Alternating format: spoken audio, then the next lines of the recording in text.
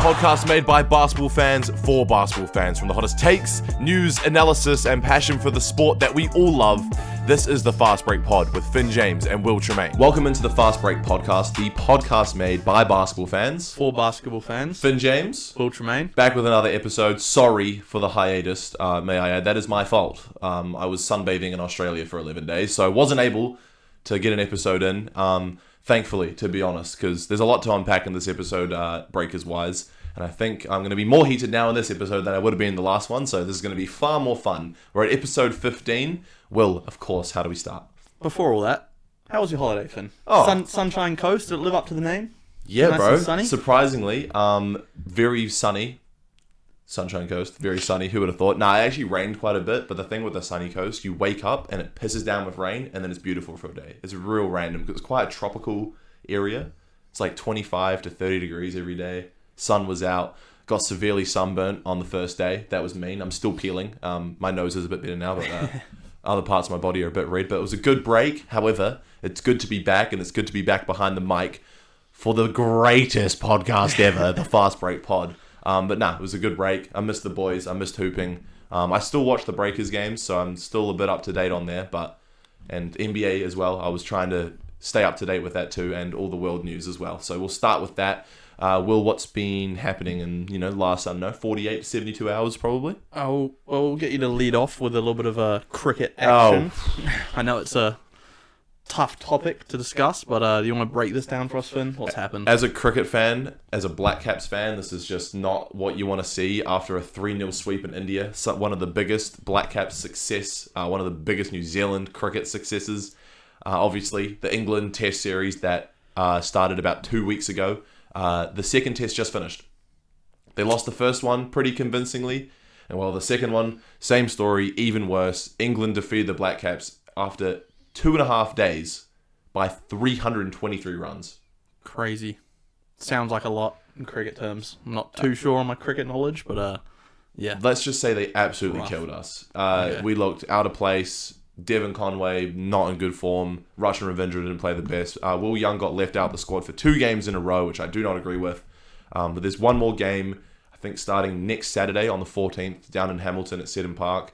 I'm pretty sure now that we've lost both games to England, our chances of making the Test Championship final for next year are pretty out the window. However, let's try and end off with a bang and get a win, but it's not looking good, bruv. It's not looking good. Not looking good at all, bruv. Some football action. Auckland FC got the upper hand on the Wellington Phoenix yet again. 2-0 against them this season now. They won 2-1 at Mount Smart Stadium, moving to 6 wins from 6 games. So very impressive start for them. And really good. They unfortunately conceded their first goal of the season. And first goal of history. Would you even call it unfortunate though? Imagine going 6 games in the A-League without conceding a goal. And it was bound to happen at some point. Of course. So at least it happened to the other Kiwi team. Because at the end of the day, me personally, I'm still rooting for both teams. I hope we see an Auckland-Wellington final. That would be amazing. But at this rate, it could happen. Both teams have been pretty good. Yeah, I think they're both top 4 or something. Auckland's obviously number 1 without a loss to their name. Yeah. It's actually 6 wins. They don't even have a draw. Yeah, they crazy. are 6-0 without a draw. I think they have the best keeper in the association. Obviously, they've got Poulsen coming over from the Phoenix. So that adds a lot of help and quite explains why they're only conceded 1 goal in the whole season. Defensively, they're very well. I don't know the guy's name. The Japanese right back, the international prospect, he's been unreal. So they've been very good. Yeah. I haven't been too invested in football because it's not really my sport. Wouldn't say it's probably yours either, Will. No. But it's really cool to see Kiwi teams thriving in Aussie competitions. So that's awesome. What's been happening in the Formula 1? I know you're a bit of a fan, Will. Not much to talk about here. Max Verstappen won his 4th title. Oh, who would have thought? Yeah. I think that was pretty expected. But next season should be a lot closer. McLaren came on strong at the end. So I think the last race tomorrow morning, by the time this pod's up, I think they're going to win the Constructors' Championship. Awesome. And it's just all eyes on what happens with Liam Lawson at this point. I think he's locked down a seat in Formula 1 next year. Depends where. Hopefully, is it going to be RB or Red Bull? Who knows? Yeah. How long does Verstappen have left? I mean, I've heard rumours that he might be out of Formula 1 in the next 2 years. I mean, I seem to remember he signed a 10-year contract with Red Bull. I think that was last year or something. Okay, it was some long-term contract, but obviously he can get out of that. Yeah, like you said, I think there were rumours he wanted to retire earlier. go race somewhere else. Or He's probably go getting race somewhere bored. else. Yeah, Like, it's too easy out here for him. But exactly. he's going to go down as one of the GOATs of Formula One.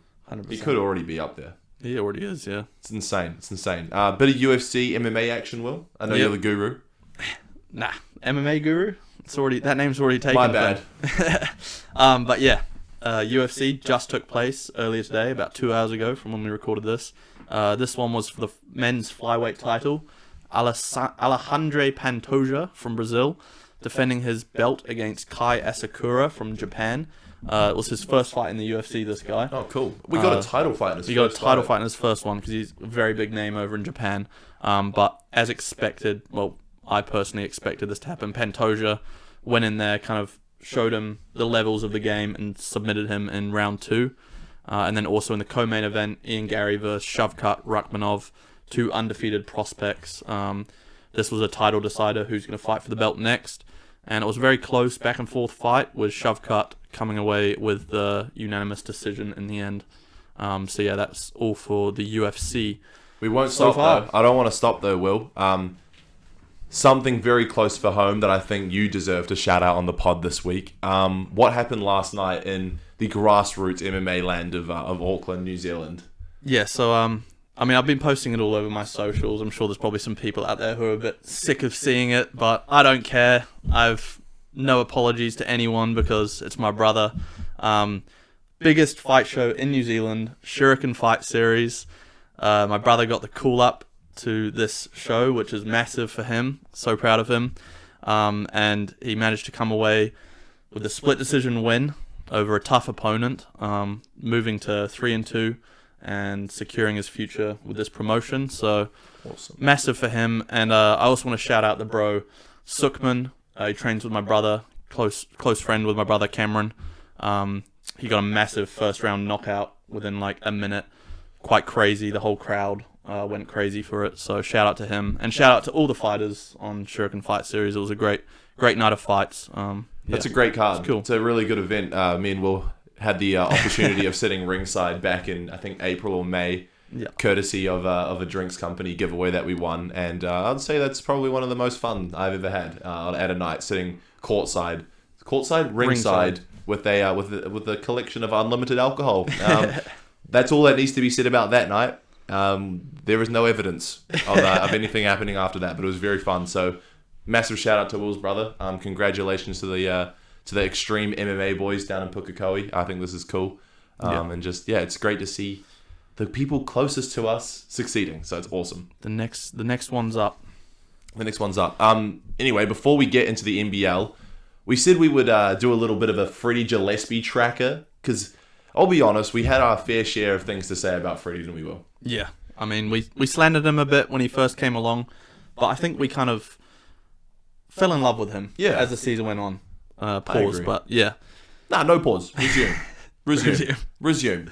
And obviously with the whole Tacko Fall thing and Freddie mutually agreeing to head over to Italy, we thought, since Freddie kind of captured the hearts of Breakers fans, we'll do a little bit of an update of how he's going. So we've collated his stats from his little stint that he's had. I think he's played about 5 games for the team over in Italy, which is an incredibly stacked team, by the way, Will. What are some of the players that are on here? Oh, it's crazy. High school phenom Nico Manian, who I remember seeing, coming up through Instagram. He was a very highly touted player. He's Italian himself, so it makes sense that that's where he'd go after the NBA.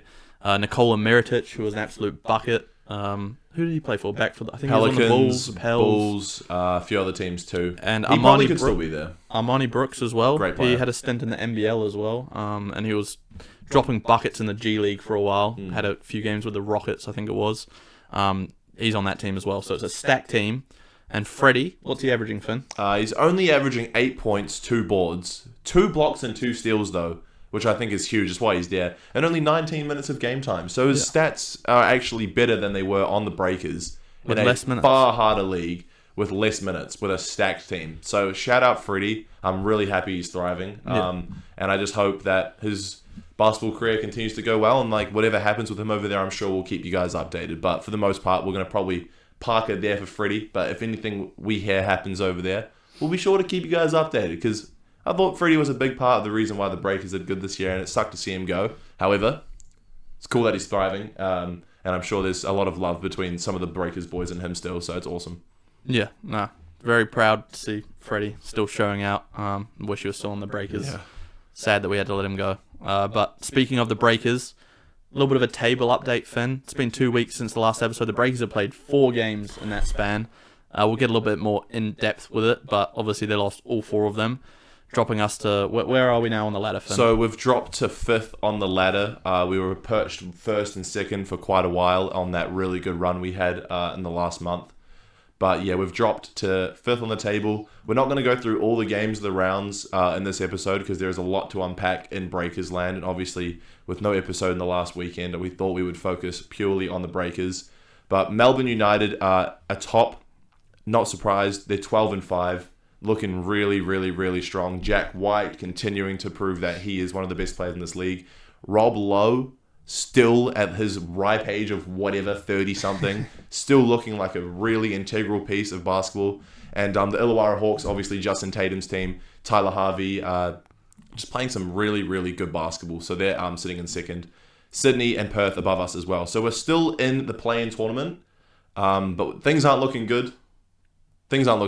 I think that's all I have to say. Adelaide as well, they've been on a bit of a slide. Ooh, Obviously, sick. Montrez and Kendrick were serving a little bit of a suspension for that courtside brawl that they were in.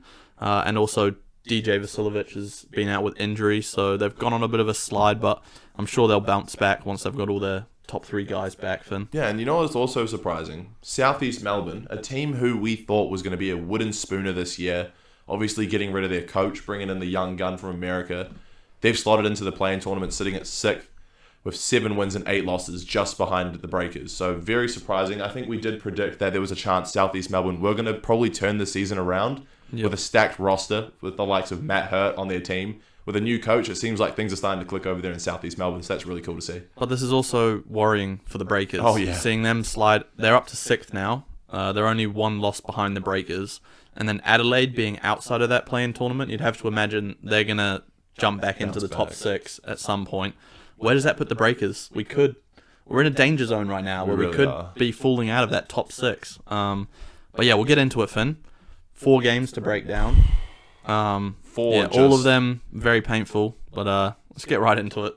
So the first game from 2 weeks ago was against the Illawarra Hawks in Illawarra, 109-71. What's that? 38 points. That was the first game with Tacko Fall. Just things obviously not clicking already. First game, obviously it was going to be hard. The first game without Freddie, the first game with the new player.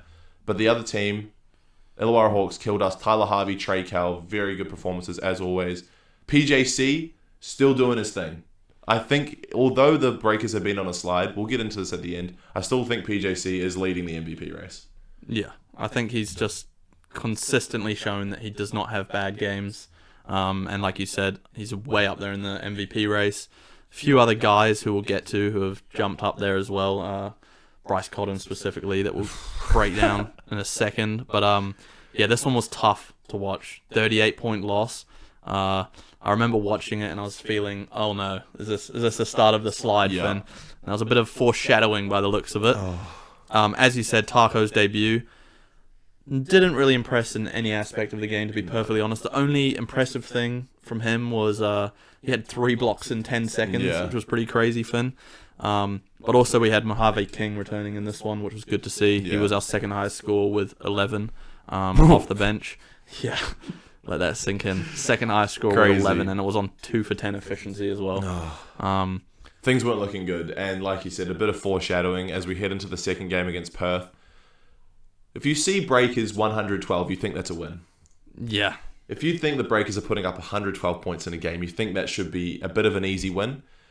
Perth 123, Will. And the man, the myth, the legend, the GOAT of the modern NBL. Possibly the GOAT of the NBL. That's a stretch, and I think that's a discussion for another day, but he will be in the top probably 5. Mount Rushmore. He's definitely on the Mount Rushmore at this point. Bryce Cotton, obviously, rib injuries riddled him after that Breakers rib injury that he had however long ago. I think this might have been his 2nd or 3rd game back from injury. And he's put the league on notice. He's still that guy. He broke the record previously set by James Bateman literally like 2 weeks ago. Yeah. And it's not like it was a 1 point, let me get 51 instead of 50. He just dropped 59 against the Breakers on incredibly good efficiency, scored everywhere at the rim, from 3 and 1s, free throws, you name it. Bryce Cotton, 59 points. Just to put this into perspective to like all the NBA fans out there, this is in 10-minute quarters. So you envision this sort of game with an extra 8 minutes, 12 minutes per quarter. 59 points in the NBL is like throwback to Dame's 70 game. It's like a 70. It's like a 70 game in the NBA, which is crazy. And we couldn't stop him, no matter who we put on him. Carlin Davidson tried his best. Yeah. He got a shot. Obviously, we were a bit depleted this game from memory. We couldn't stop him. I think he had 20 first quarter points. He had 40-something at halftime. Like, it was bound to happen. I thought he was going for 60. They were drawing up plays for him, even though they were up at the very end of the game to try and get him 60. The Breakers fouled him so he could shoot free throws while he was on 57. But yeah, look, 123, 112 loss. We didn't play bad. I actually thought the Breakers played really well, but when somebody like Bryce Cotton drops 59 points on you, you're not going to win. Of the 4 games, this one is the most optimistic I was of all of them. Yeah. Like you said, I think any other team on any other given day, I think we win this. Oh, yeah. I mean, there's just nothing you can do when their top guy, one of the best players in NBL history, drops 59. I don't think we did a thing wrong. Obviously on the defensive end, guarding Bryce. You say that, but the type of shots that he were hitting, yeah, the best defense in the NBL wasn't going to stop him. Yeah. So I don't think there were any negatives to take away from this game, is what I'm saying, from the Breakers aspect. I mean, PJC also tied his NBL career high with 34 points, and he added 10 assists, 3 steals, extremely efficient, 11 for 15 shooting. And then Sam Menenga, who's shown up to be our second best player this season, he also dropped 25 points. Ridiculous. So, I mean, the fact those two just went absolutely off and we still lost just speaks volumes to Bryce Cotton's gameplay. Any other given night against any other team, this is an easy win for the Breakers. And PJC's 34-10 game, that is an insanely good game in NBL standards. That would have been highlighted, but of course, somebody else, just the name of Bryce Cotton, just had to completely spoil the party and drop 59 points on us. And shout out Sam Menenga. I reckon, I'm going to say this wrong right now, Sam Menenga has a very, very good chance at winning the most improved player of the NBL this season. And I don't even think that's a hot take. No, 100%. I agree with you. I mean, like I said before, I think he's been our second best player consistently this season. It'd be nice for someone like Matt Mooney to step up and be consistent, which we'll get into. But yeah, Sam Menenga, he's definitely improved since his days with the Kansas Taipans. Yeah, he's improved immensely. A great leader on the court. Shoots the ball well, strong, physical, does everything right, to be honest. So, yeah, him and PJC in the pick and roll very well. A great human being as well. Oh, yeah, some could say. I don't know him personally anymore. But he's been playing some good hoops, and that's all that really matters. But we'll move on. That one stung a little bit. Obviously, that's an easy win. And surely, 112 points, you'd think the Breakers might have figured it out with Tacko Fall. But no, round 11 was an absolute shit show. Yep. Starting off with a 97-70 point loss against Melbourne United, obviously top of the table now. Kiwi lad Rob Lowe just going off. How is he still doing this? I love it how he just does retired. it. I'm pretty sure in all the Melbourne games that we've played against Melbourne this year, Rob Lowe has gone off. Apart from the one Melbourne game, we absolutely smoked them in Melbourne. Whenever we've played them, he has gone off. It's crazy. He had 25 points in this one? I mean, how do we just let him kind of slip under the radar and move over there to Oz? He should be on the Breakers right now. He was a local lad. He was a big piece of that Breakers' success about 2 years ago. Yeah. And, he announced his retirement, whatever. But then, not long after, he's just straight back on Melbourne as an injury replacement, I think, last year. And now he's a fully rostered player. Pretty sure the starting centre on their team. He's been so good. I mean, props to him. Love to see any Kiwi in any sport around the world succeed. So, I mean, it's just unfortunate it has to happen against, our home team, the Breakers. But only scoring 70 points in this one, Finn. Couple games we've now only scored in the 70s. This is not a very good sign for our offense. Very worrying. Very, very worrying. And we're going to get into this after we highlight the last game of the round, last night's game against Sydney. 83-98, another 15-point loss, and I'm pretty sure we were getting our asses handed to us until a little bit of a showing in the end of the fourth quarter. This is unacceptable. This is a team we should be beating. Obviously, Sydney is incredibly stacked, but they've had their fair share of problems this year with trying to share the ball and the court with all their stacked players. Yeah. We just can't get it done. And this is in front of home fans. Obviously, the game against Melbourne was down in Christchurch. This one against Sydney was in Wellington. We're not putting on a show for the boys, our own fans. Yeah, I mean, maybe this is a sign that we should probably have a few more home games at Spark Arena, stay in one place. Yeah. I know they want to spread it around the country because at the end of the day we are the New Zealand Breakers, not the Auckland Breakers. But every other arena we've played in that's not Spark Arena, we've seemed to struggle in tremendously. So I hope that trend doesn't continue because round 12 we'll be playing at Event Finder Stadium, their old home court, and also known as North Shore Event Centre. So, which we'll try and get along to, by the way, guys. I think we will. Yeah, it's on Thursday. Around the corner. Very close. No to excuses. Home. We'll probably waltz down, have a bit of a watch. That's against Tassie. But yeah, this game against Sydney. PJC, another really, really good game. No surprises here. 21 points, 7 boards, 6 assists. Matt Mooney finally with a decent game with 19. But the boys on Sydney, Xavier Cooks 20 piece and Jalen Adams off the bench with 20 points and 10 dimes. Yeah, he's really showing out as that top level point guard. We've always known he's had the scoring capability, but with having 10 dimes as well, it just shows that he's really worked on his playmaking, and that's a dangerous and scary sight going forwards for any other team in the NBL. Considering how stacked Sydney is, if they're finding a facilitator to get everyone else involved, which I'm sure they've been struggling with this whole year, then Sydney are going to be scary. They're still up there on the table as well. I think they still got time. I'm calling it now. I think Sydney are going to go on a run from this game. I think they're going to go on a crazy run, winning a ton of games, and I think Sydney are going to secure a top 2 position. It's possible on the table. Melbourne, I don't see Melbourne slipping down with and Chris Golding's not even playing right now. Obviously, he's out with an injury, and he has just been phenomenal in the most recent part of this season, and they're still finding ways to win. So Melbourne, I'm pretty sure, are going to be pretty cemented in that top spot. It's just second to about 6th is going to be so close. Just like last season with Melbourne, just being that top team for the whole regular season. Obviously, Tassie tipped them off in the final, but yeah, it's not looking good in Breakers land. So what's happened? 0-4 in the last 4 games since acquiring the one and only Tacko Fall. I mean, I'd love to be optimistic, and my way of looking at this is we had some fairly negative things to say about Freddie after the first few games with him. Yeah. And look how he turned it around, and we became very big fans of Freddie himself. Yeah. I'm optimistic that could be the case with Tacko. That's a very optimistic point of view, but hopefully he just continues to improve and get better and better, swatting shots all over the place. That's an optimistic view. A realist view is we might be in trouble. We're in trouble.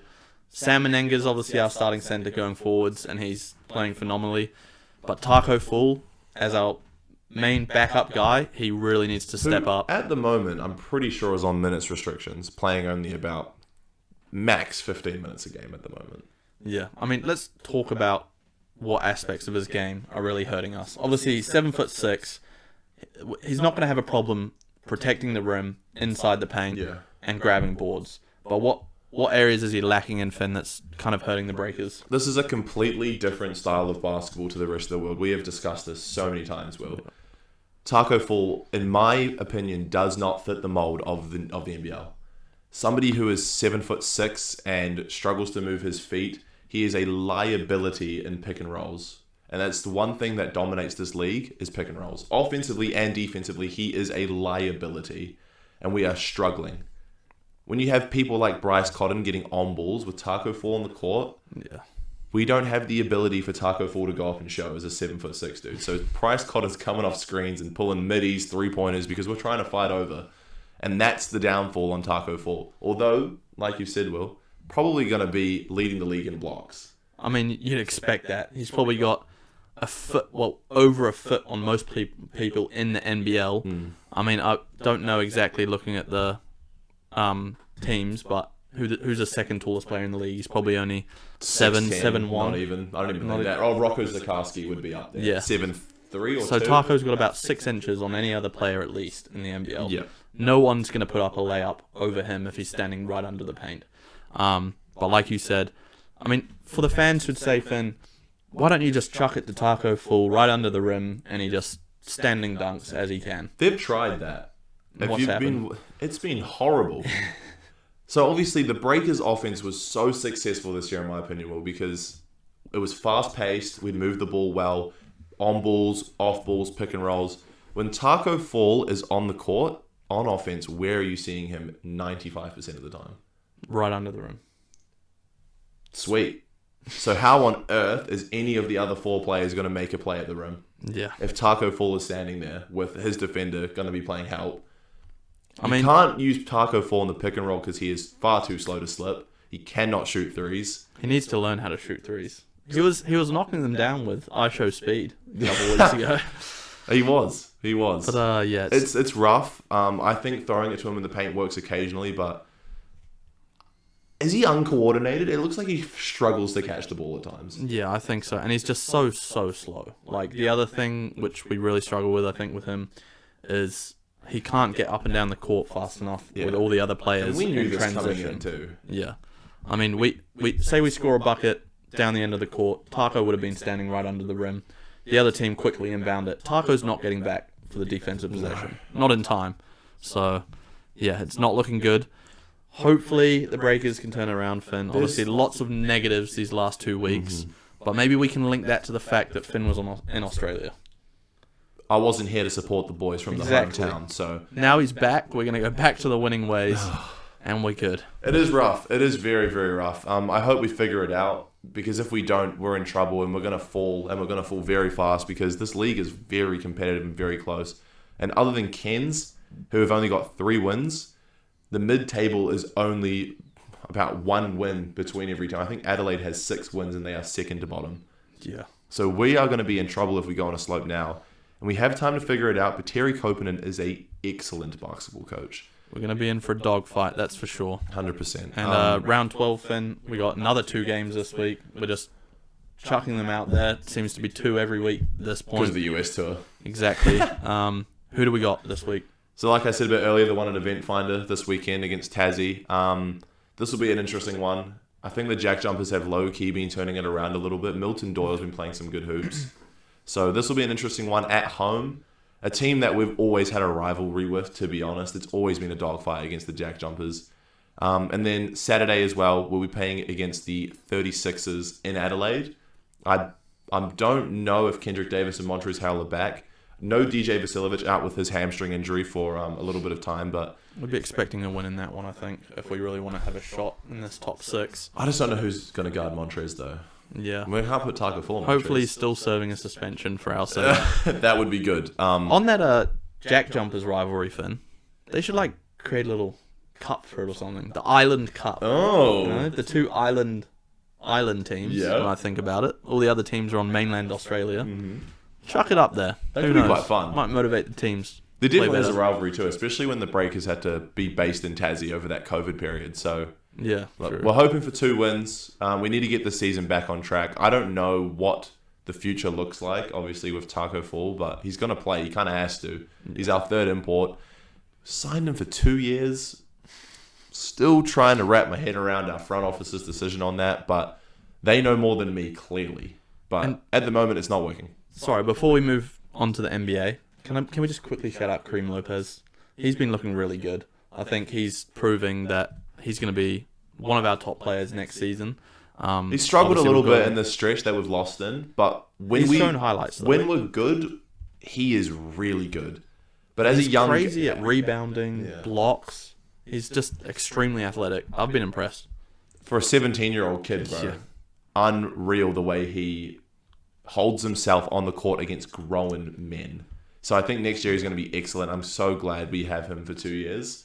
Yeah. But yeah, he struggled a little bit, I won't lie. But however, his numbers are down because we've been losing games. Exactly. So it's not his fault. But when the Breakers are firing and Kareem Lopez gets his own, and for a 17-year-old, that's crazy, Will. Yeah, definitely. Well, let's get into it. NBA. What a lot of you are here for. We missed 2 weeks of it. 2 weeks. Far out. A lot's happened. We could talk for days about the NBA. But Yeah. some highlights, some things to point out. What's been happening, Finn, in the NBA? Is Nikola Jokic going to win another MVP? I think at this point, I know lots of people out there don't want to see it, but he's definitely my front runner at this point. Averaging a triple-double. And after today's game, 56 points, 16 rebounds, and 8 assists. What big man in NBA history is ever putting up those numbers? None. Crazy. It's so dumb. It is so dumb. And the Nuggets are still kind of struggling. Yeah.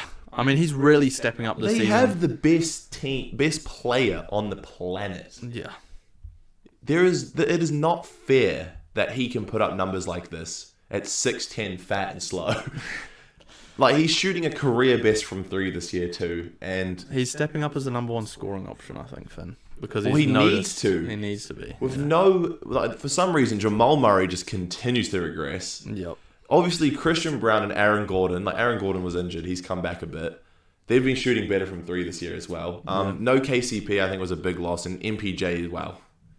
He's pretty hit or miss. I think the Nuggets' second best player this year has been Russell Westbrook, which is something I never thought Surprisingly. I would say. He's But had a Russ few has good games. really had a bounce back year. I did not see it coming, but 2 triple-double threats on your team, him and Jokic. I think they're probably going to be 1 and 2 most triple-doubles in NBA. Is it already? Did Jokic already get second place? I know Russ is top. I'm not sure. You'd have to just check if Oscar Yeah. Robertson's still up there. But I Crazy. think as a Clippers fan who had Russ for a few years, like for 2 seasons, and like watching him put his heart and soul onto any team that he's in, you can't hate him. And if the Clippers can't win a chip this year, I would love to see the Nuggets win. So Westbrook finally gets a chip. Yeah, that'd be good. But obviously there's some other guys who don't have a chip that I'd be rooting for. Hey, there's a chance that he could. There's True. a chance that he could. Cavs, still the best team in the East. 21-3, number 1 seed. I think they're still the team to beat. I don't. It's going to be very hard. Like, they're 24 games in, so we're about just over a quarter of the way in, and they look like the most well-rounded, pieced-together team in the Eastern Conference. Yeah, 100%. I think the East is kind of really starting to define who those top 4, I'd say top 4 at this point, the top 4 teams are going to be, with the Cavs, the Celtics, the Knicks, and the Bucks, I would say. The Bucks are making a little bit of a run, although turned losing it their around. last 2, but they started off But one of those very losses slow. was to the Celtics, to be fair, in a very close game. Yeah. So yeah, I think they've turned it around. And also, the Magic were up there, but they've just been plagued with injuries. Paolo and now France. He's done the exact same injury as Paolo, Finn. It's just so unlucky. Yeah. And Franz Wagner, shout out Franz Wagner. Yeah. In Paolo's absence, just absolutely just stepped up and just went off. He was trying to say, screw Paolo. When he comes back, I'm still the number 1 option on this team. But now that he's gone down with an injury, who's going to step up? Jalen Suggs. I mean, he impressed to start the season, but he's As a number 1 slowly been option, falling off. do you I don't think the Magic, they will still win games because they have a good team. But with Franz and Paolo gone, they're 2 number 1 options. Like, it's going to be pretty hard. But I think also this is a good sign for some Magic fans that when Franz and Paolo are both back and healthy, the Magic could be one of the best teams in the East. I think they're like sneaky underdogs for I agree. conference finals appearance. Wow. Okay, I'd go as far as saying that. You say that now, but you got to remember, playoff NBA basketball is so different. True. And they don't have much experience. But they're young. Give them a couple years. Yeah. Maybe another couple good draft picks. I think the future in Orlando is pretty bright. Yeah, I'd be happy if I'm an Orlando Magic fan. You keep that core, Suggs, Franz, Paolo, even Mo Wagner too. Wendell Carter, he's going to continue to get better.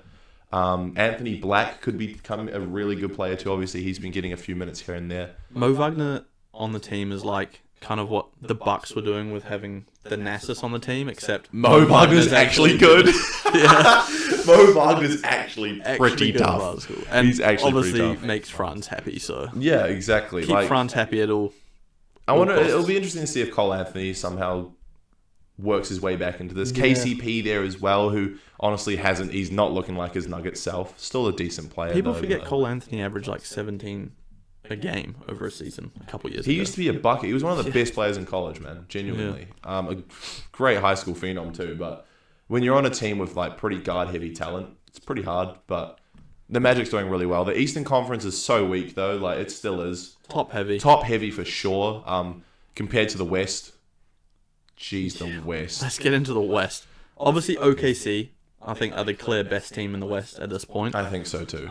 But some other teams that have really been impressing, the Rockets, the Grizzlies, and the Mavs. I think those are my 3 teams, personally, that are really competing with OKC, and I think one of those 3 teams will be meeting OKC in the conference finals in the West. Who would have seen the Rockets start the season this well? Yeah. I know one guy. I know one dude as well.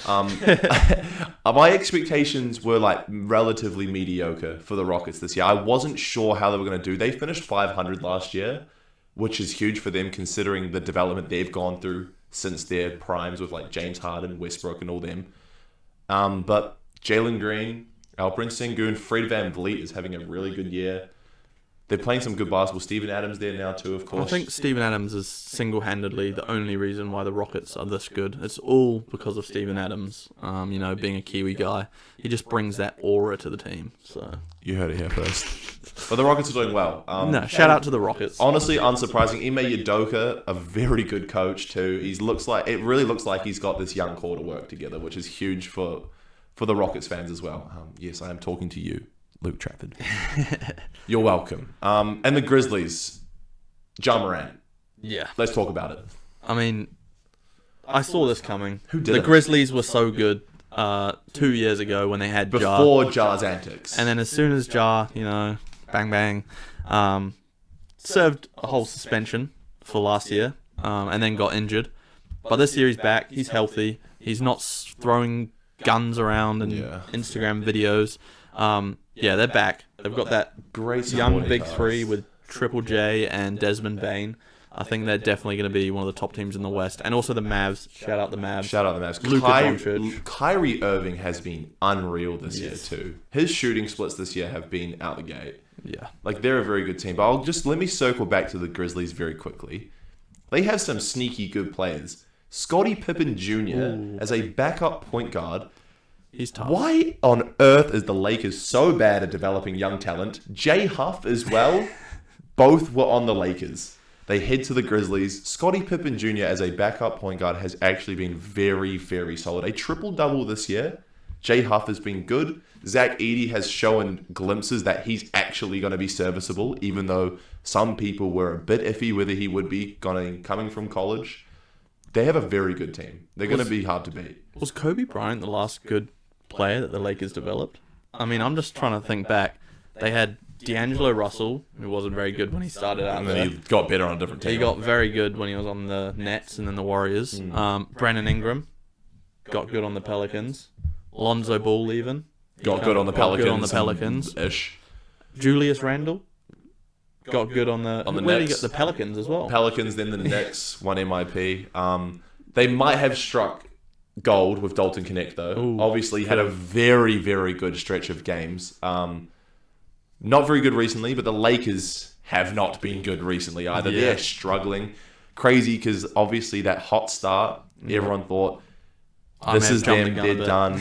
JJ Redick was the answer. Look, the reason they can't do well the whole year is because the best player on their team, well, debatably, is almost 40 years old. How do you expect LeBron James to carry you every game? Obviously, Anthony Davis is having I think he's the best player on their team. I think he might be now. And Anthony Davis is having an unreal year. But you can't rely on a damn near 40-year-old player and Anthony Davis. And also, a crazy stat that I saw today, LeBron James is the worst player in the NBA in defensive rating this season. Wait, what? I didn't see that. Crazy. The worst defensive rating in the NBA is LeBron James. I did not think I'd be seeing that pop up on my screen. Wow. But it's true. Look it up. Fact check me, guys. LeBron James. You know what that might come Crazy. down to? That'll come down to the fact that, like I said, he's almost 40. He can't exert all of his energy on both ends of the floor anymore. Yeah, and as a friend also pointed out to me, he thinks it's because they're running lineups where LeBron's with 4 cans, and they're kind of affecting his defensive Gabe rating. Vincent. Who else? Bronny James. Cam Reddish. Yeah. I'm sure JJ Redick's gonna probably turn around. Let's be honest. Yeah. Austin Reeves been playing some good basketball. He's a great too. coach. He's a great From what coach. we've seen so far. I think I so. think when you have a really good start, that he was doing something right. Maybe teams are figuring him out, but I think there's still time. Let's get into our two favorite teams. Oh, Finn. I would What's love been to. happening with the Clippers? I And let's would make love it quick, to. eh? They all were going to write us off. Kawhi Leonard's going to retire. He needs a new knee. It doesn't matter. It doesn't matter. 14-10, sixth in the West, in the Western Conference with a 14-10 record. We aren't beating bad teams either. We have beaten the Nuggets twice this year, just quietly. We're beating really good teams. Sorry, what? We beat Portland like 2 days ago. James Harden is in his prime. Norman Powell has been exceptional, like I've said on previous episodes. And our supporting cast is excellent. And it's just a matter of time before Kawhi Leonard comes back. And I've heard rumors he could be back before Christmas. Wow. Put the league on notice, LAC. It's going to happen. I think we're going to... You had us out of the play-in tournament. I genuinely think we can sneak 6th seed or higher. We are definitely a play-in team in the Western Conference. And that's all I have to say. Well, great to be a Clippers fan then. What's going on in Portland, bro? I don't want to talk What about happened it. there? What are you... I don't want to talk about it. Other than the Pelicans who I don't want to talk about haven't it. had a roster the whole me year. alone. What's happened in Portland, bro? 14th seed in the West? We lost to the Jazz yesterday. Is it by By 42 points. Oh, Jesus. The team that I thought... The one team I thought we were better than. Hey, how many in the points NBA. did Johnny Juzang have on you? Johnny Juzang was the Jazz's Top player. scorer. Is it Larry Markin in play yesterday? Harry Markin didn't even play. Interesting. Yeah. That was I've got a genuine question. toughest game I've ever watched in the history of being an NBA So what would you do? Portland fan. As a Portland fan, what would you do? With what? The team. The team? Okay. Shaden Sharp, untouchable. Kling Kong, untouchable. Scoot Henderson, he's still untouchable. I think there's potential there. But other than that, everybody's on the chopping block. Really? As much as I love him, Anthony Simons, as I like to call Baby Dame, he helped us Blazers fans in a strenuous period of time where Dame made the move to Milwaukee, and he gave us someone to root for. But he doesn't fit the timeline now, Finn, and he's been struggling. He's extremely inconsistent. He had a game where he had 24 points in a quarter. Absolutely insane. And then the next game he had 2 points. Why did you make me pick him in fantasy, bro? I'll still trade for him. I still have faith. But we need Shaden Sharp to be our number one guy. Jeremy Grant, get him off the team. DeAndre Ayton, get him off the team. Donovan Clingan needs to be playing extreme minutes. He's third in the NBA in blocks per game. Can we circle back to your top 10 centers list? Where was DeAndre Ayton on there? He was 10th. Oh. And I think he is still around that area. You think he's better than Zubac? In a good role. I still think DeAndre Ayton's better than Zubac. I think they've just been in different roles, different, scenarios. Yeah, fair enough. I think if we were to offer you DeAndre Ayton for Ivica Zubac, I think you'd say yes. So that's a good point. Obviously it's only been a quarter of the season. Is there still a chance that you guys can maybe make the play-in tournament, or are you kind of already writing them off? There's still a chance. In the Western Conference, by the way. But at this point, I'm going, tank for flag. Tank for flag. Tank for flag. Cooper Flag. At this point. We won't get into him too much, but holy shit, he's good at basketball. Oh, he's elite. He's leading Duke in like every stat. I just want us to be at least a bottom 3 team, either play in or bottom 3 team. If we're just in between so you can get in that lottery. If we're in between that, I will be distraught. But if we're in that bottom 3 and we get a top 3 pick, even if it's not, obviously number 1 would be great for Cooper Flag.